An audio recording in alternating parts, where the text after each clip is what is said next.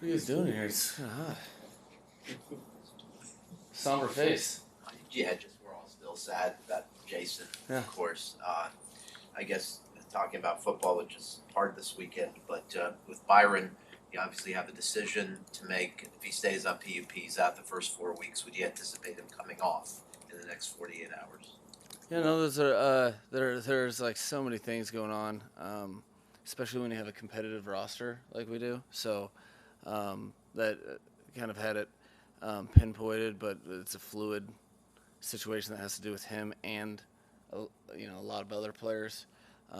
But looking forward to have some clarity here in the near future. But nothing's taken me off where I've been for a while. Do you think the decisions has been difficult to make, just from yesterday's performance, or with the final 53? No, I got distracted. Are you you got the LIV shirt on? Or are you trying to tell me something? Oh no. All right. So what was the question again? I was more so getting down to the final 53. Mm-hmm. Based on yesterday's performance, do you find it difficult running down that roster? Absolutely. No, that's it's one of the things that being in the business for a while, that you hope to have these tough decisions. Yesterday did make it tougher. There were some guys that on both sides of the ball that maybe hadn't got as many opportunities, and for the most part, there was guys that most players put their best foot forward yesterday. So that is a good problem to have, but it is a problem that only benefits the Miami Dolphins. So we're leaving no stone unturned and making sure that we make the best decisions. Chris and I have talked at length. I mean, we've been talking for the last couple weeks, and specifically on these roster decisions. We talked at length yesterday before the game to make sure we're on the same page and everyone got ample opportunity. Then talked again today. Met today at a good amount of time. We'll meet tomorrow morning, and as long as it takes. But yeah, it is the more good players you have, the more difficult that is. But that's something that we embrace because we know we're on the right track. Mike, I talked to Preston Williams and Sony Michelle last night about what they think about their roster prospects, and they said, "I don't know. I did the best I could." Could you talk about the difficulty at those two positions, wide receiver and running back? It seems like you've got some good options and some.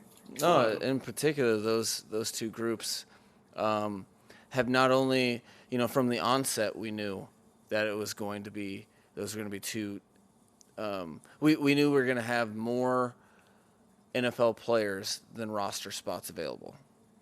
That was we knew from the onset. But what was also really, really enjoyable as a coach to observe is you always hope that you have the right type of people in a competitive room that channel that competitive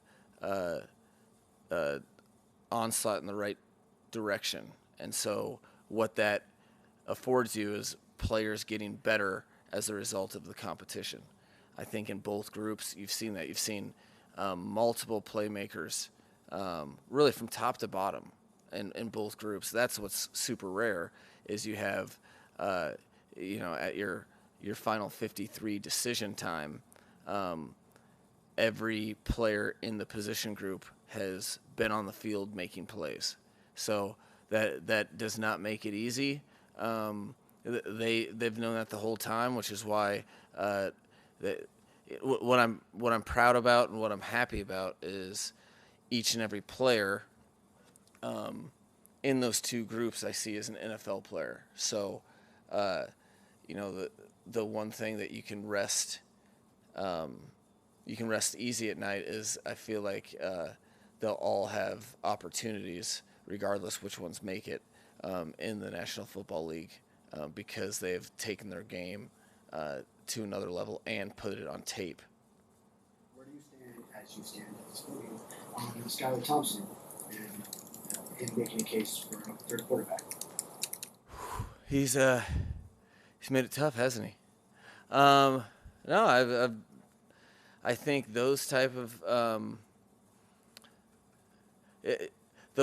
players that are able to, as rookies, come in and contribute are always really exciting, and it's more rare that you see a quarterback doing that, and really being. It's more than just his quarterback rating and his completion percentage. He has owned the responsibility of the quarterback in terms of all the other players on the field with him. He's made them better by helping them get aligned, and we've had very few procedural issues, and so I think in preseason football, there are a lot of quarterbacks that get opportunities. It's rare that, a guy can be a 7th-round draft pick and people outside of the organization actually know his name.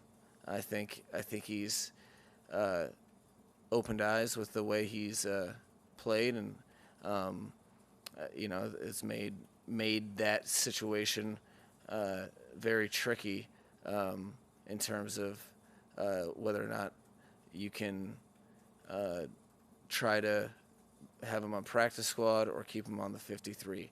But, much like a lot of players, I think he, especially one of the things I was most happy with in this past game is pretty much all the participants can hold their head high and stand on what they've done in the preseason with the closing of it being last night, and he should hold his head high and hopefully rest easy, because he has done quite literally everything he can to be a part of this team. You said last night it didn't take long to see the impact that Jason Jenkins made on everybody after a night to kind of reflect. Is there anything that stands out from speaking to people, just about him today that you can speak on?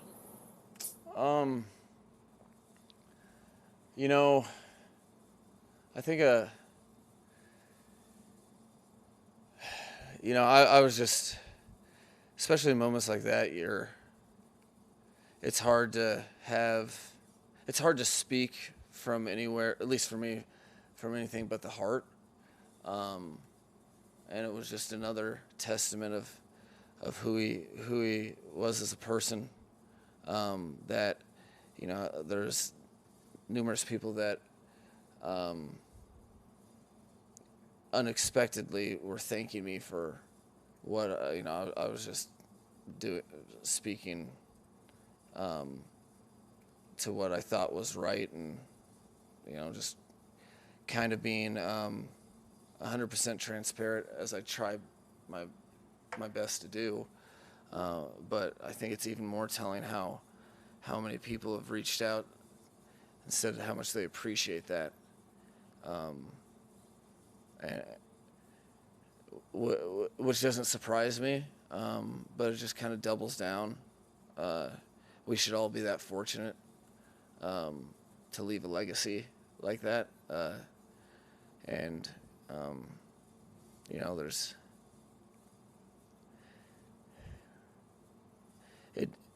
it definitely hasn't gone away. I don't think it will for a long, long time. And that's probably the biggest takeaway I could have, is that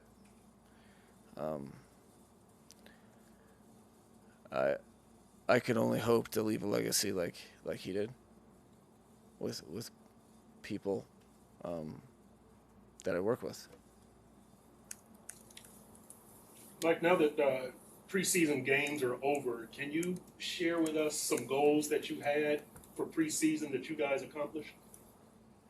I think we got better every game. I think on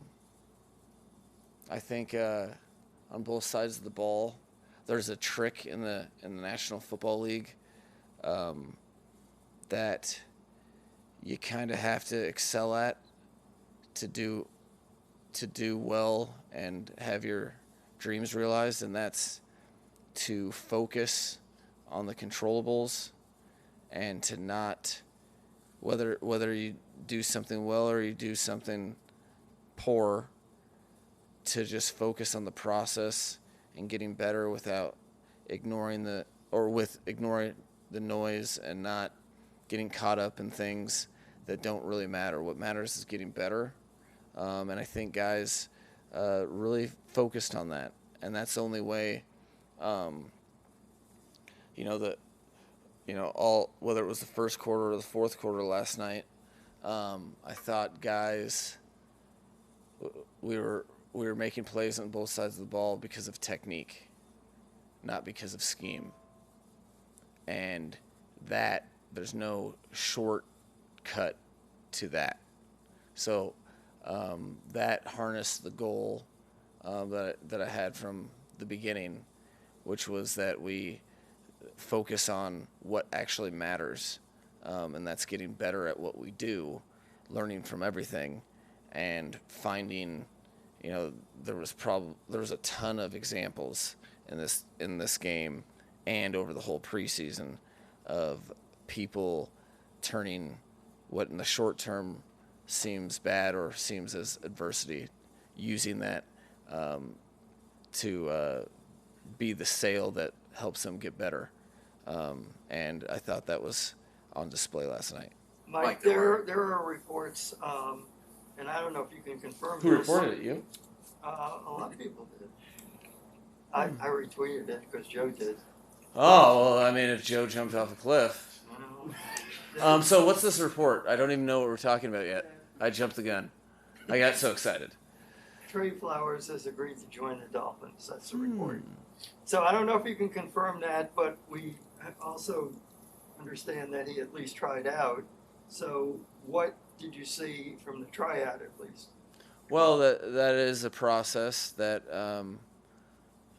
I can confirm that I will confirm when it's confirmable, which it's not right now.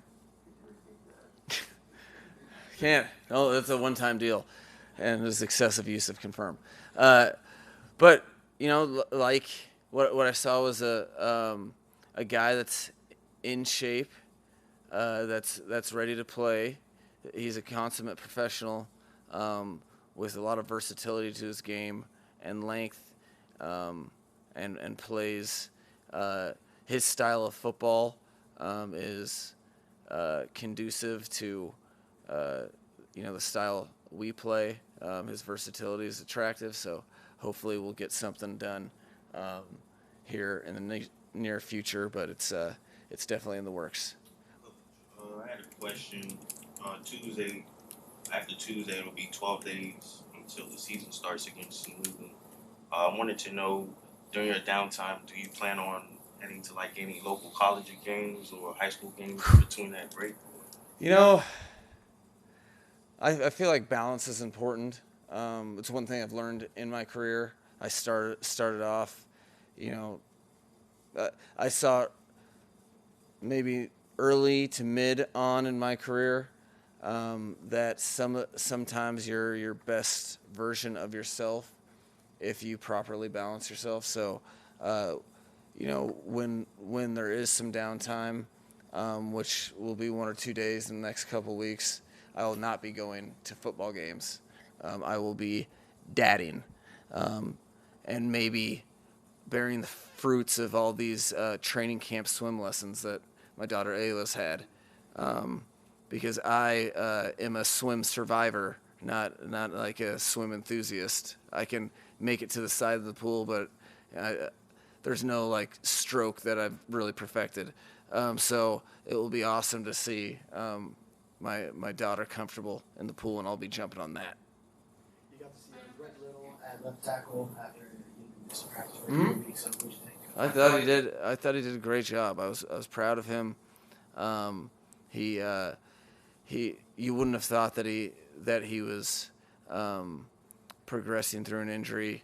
I thought that you can't hide from the tape, and what I saw was a guy that, while hasn't been getting physical reps, he's been getting mental reps and watching his teammates perform the desired tasks and learning from them, because he came back and played at a level that was higher than when he left, which is something that I never lose sight of. That is a big deal to me, and that I was happy for him. He was able to do.